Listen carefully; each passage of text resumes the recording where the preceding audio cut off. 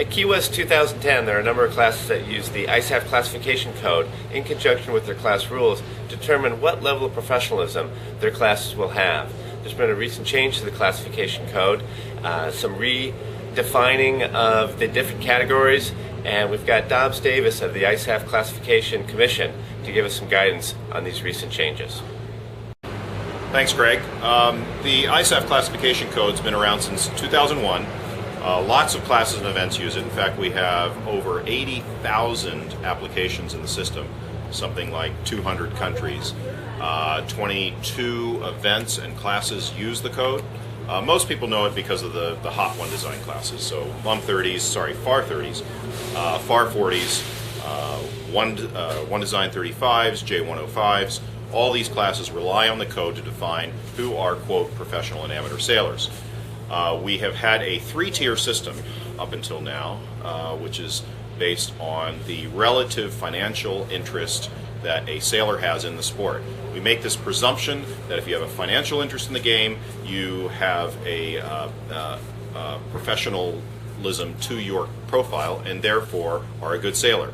Now, of course, that's not always true, but that's the presumption in the system. So therefore, what we track in evaluating sailors is their financial involvement with the sport. Group 1 sailors are, quote, amateur sailors, or people who sail just for a pastime. Group 3 sailors are those that are, quote, professional sailors. Now, you don't have to be paid to be a Group 3 sailor. You can be a sailmaker who sells sails for commission and then go racing with your customers. Therefore, you have an indirect financial stake in the game. Those are Group 3 sailors. But the sticking point up until now, well, and it'll always be a sticking point to be honest, is where people are that are in between those two ends. Group 2 sailors have been typically marine industry sailors who may not get paid for sailing, well, don't get paid for sailing, and they may not have a clear, even indirect financial involvement in the game like sailmakers. But they have knowledge and skill. They're clearly making a living at this game.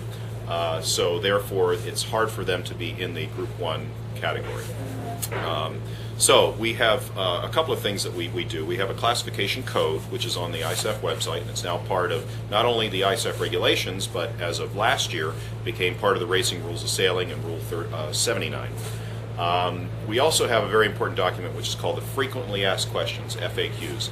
Those are a body of interpretations that we give for certain categories of sailors.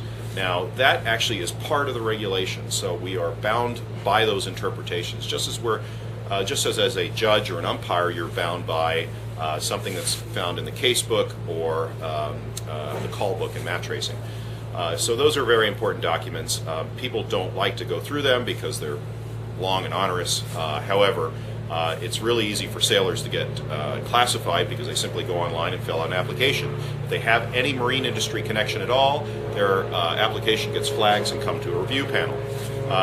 The review panel basically are made up of 3 members from our classification commission. We have 12 people on the commission from 7 countries, I believe. The code is translated into 5 languages.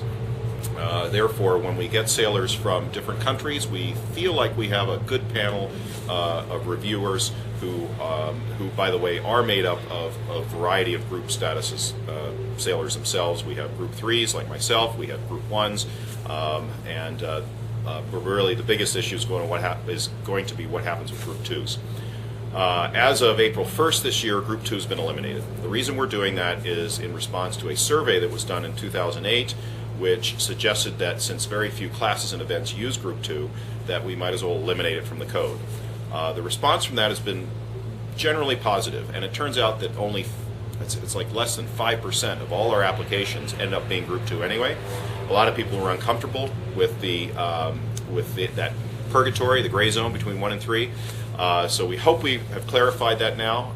Here at Key West, I revealed the new FAQs, the frequently asked questions, which outlined where Group 2s will go. And we had a very interesting response. We had some great suggestions on improving the code, and we had some unhappy people and some happy people, so as usual, it falls both ways.